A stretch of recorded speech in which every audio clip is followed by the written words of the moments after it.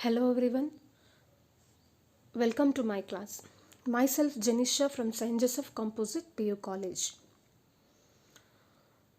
In the last episode, we have learned that properties or the features of indifference curve. And also we came to know about that in detail regarding the indifference curve. Today, in this episode, we are going to discuss about the another one concept, that is optimal choice of the consumer or utility maximization or consumer's equilibrium. We know that an indifference curve depicts the choice and priority of a consumer. So we came to know that in indifference curve, two commodities, in that two commodities, they are getting the equal level of satisfaction. The budget line shows the ability to pay. That means your purchasing power, it will shows in the budget line. Choice and priority can be achieved only when there is affordability. Choice and priority can be achieved only when there is a affordability. That means if you are able to afford or spend money for getting the goods and services, then your choice as well as your priority will be achieved.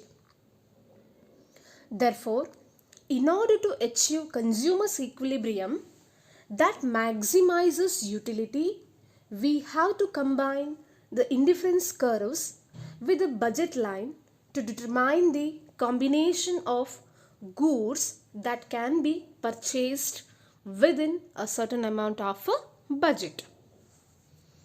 So for this reason here, we need to learn about the consumer's equilibrium. Okay students, now let me discuss about assumptions of this optimal choice of the consumer theory. The following are the assumptions of consumer's equilibrium under indifference curve analysis. So first one, income of the consumer is given. See, for the analysis of this theory, so income of the consumer is must. Second one, consumer is rational and he wants to maximize his satisfaction from his limited income. That means consumer always be or must be rational. Third one, prices of goods and services are constant. So prices of goods and services which are constant. And fourth one, consumer is aware of the indifference map. You know that indifference map, the set of indifference curves which shows the different level of satisfaction, different level of utility. So that consumer is aware of the indifference map. And fifth one, all goods are homogeneous and divisible. Here all type of goods are homogeneous as well as it is divisible. So these are the assumptions which represents the theory of a consumer's equilibrium. Okay students, now let me discuss this consumer's equilibrium or optimal choice of the consumer, this theory with the help of diagram. See here, consumer's equilibrium is illustrated with the following diagram. Dear students, here just observe what are the things are there. See, we can observe here this point here, PQ level of a what? Budget line. PQ is what? Budget line. So these are what? This is what? Different indifference curves, right? Means indifference map. Yes. And here we can observe that this is what? OX. And here we can observe that here. This is what the, and here we can observe that here.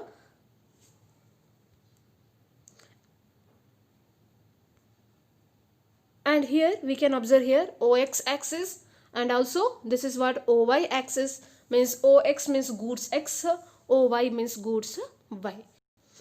Now, according to this diagram, we'll discuss about where we obtain the optimal choice of a consumer, or in which point utility will be maximizes and with optimum choice. That we can discuss here according to this diagram. Here there are different indifference curves. Which are that indifference curves? IC1, IC2, IC3 and IC4. Yes, these are the different indifference curves. As you know that according to this indifference curves, the level of satisfaction or utility will be different. So IC4 which gives higher level of satisfaction or utility, IC1 which gives a lower level of utility or satisfaction, and also IC3 which gives higher level of satisfaction than the IC2 and IC1 but not the IC4. So like that, so these are what the different indifference curves. And also at the beginning only we discussed that, so PQ is what? This PQ is what? That is budget line. And now according to this theory, our question is, which of the points from A to D?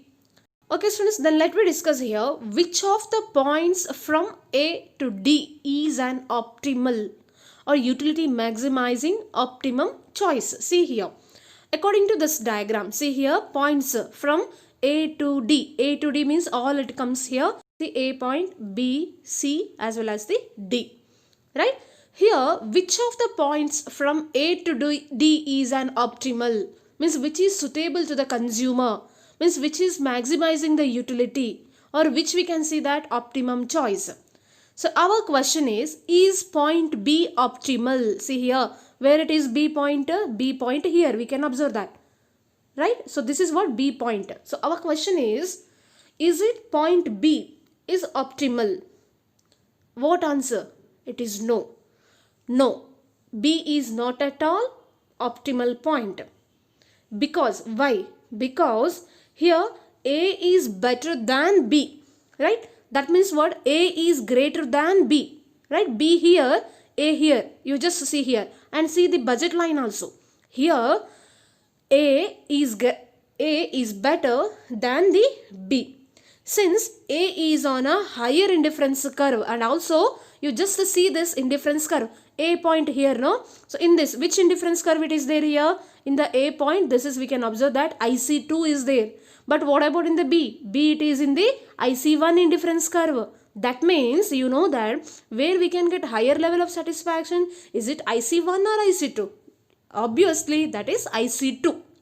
Comparing to this two indifference curve, IC2 which gives the maximum level of satisfaction than the IC1, so that point B which is not gives a maximum utility or maximum satisfaction to the consumer, so that we can say that B point is not a optimal choice. Okay.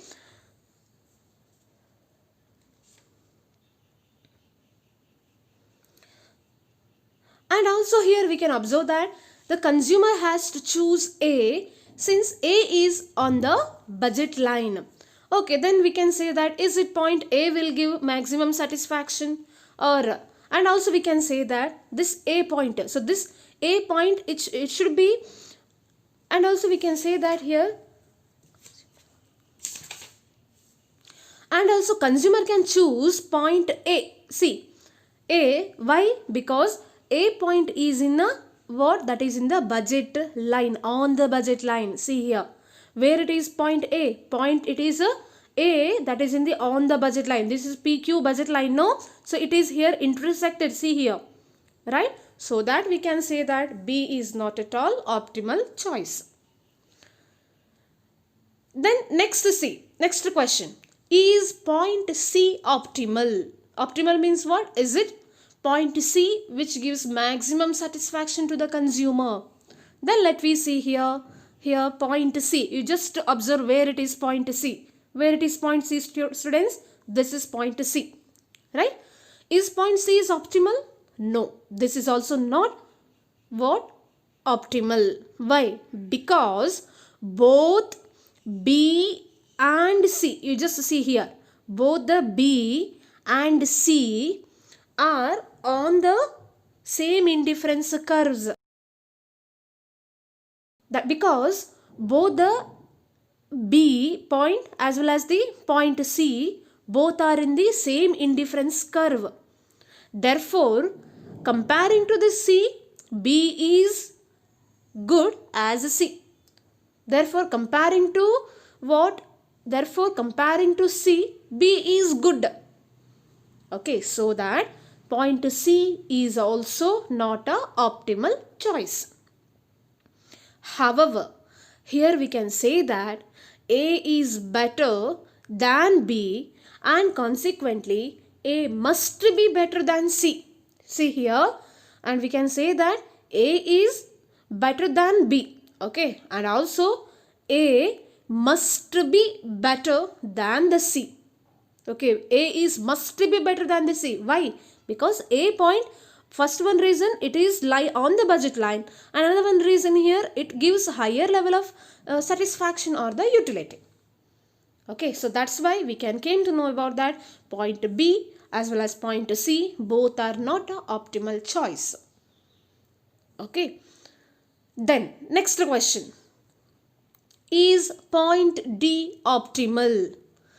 Let me see here, according to diagram again, is point D optimal? Where it is point D? Point D is here, right? IC4 is here, point D. But is it gives optimal choice? No, this is also not. Why? Because D is on a higher indifference curve. You know that D is on higher indifference curve than any other baskets. Any other baskets means IC3, IC2, IC1. Comparing to all, IC4 is a what? IC4 is a greater or higher level of indifference curve. And also, therefore, it produces the highest level of utility. Automatically, we know that, we came to know that this IC4 gives the higher level of utility. However, the consumer cannot afford D since it lies outside the budget line. See here. And also this IC4. See, all the consumer cannot be afford. Everybody cannot be buy the goods and services, or everybody cannot be satisfied this level of IC4 level of utility. Why? Because it is no, see, this is far away or it is outside the budget line. This is completely outside the budget line. Where it is our budget line? Here it is budget line, right? But what about D point? D point is completely outside. That means here all the consumers cannot be afford. All the people cannot be afford. All the people's purchasing power is not same. So that IC4 is also not suitable for maximizing the utility for all the consumer. Okay. Then next. Okay. Then last point is point A optimal. Then what about point A? Is it point A is optimal? See here. This point is here. A is optimal. Yes? Yes. True. Point A is a optimal.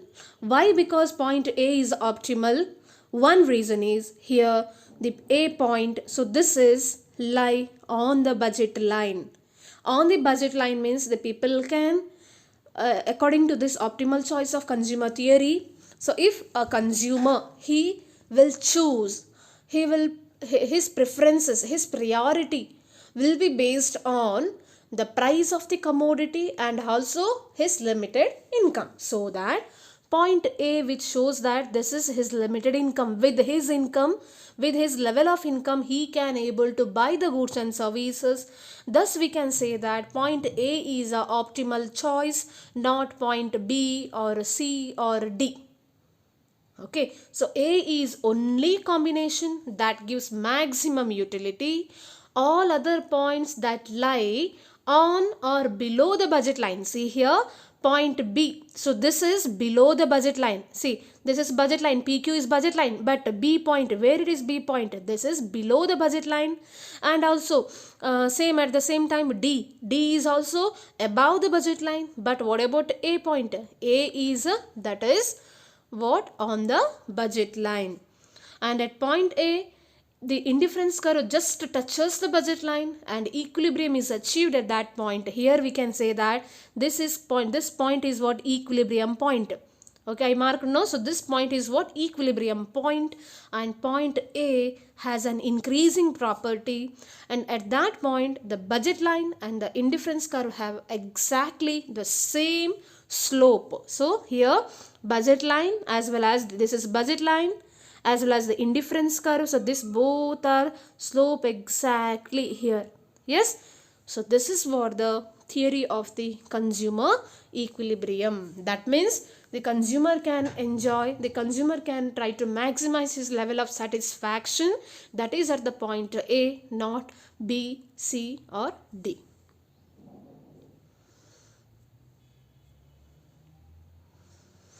So this is what the theory of consumer behavior. Thus we can say that the indifference curve analysis is superior to utility analysis.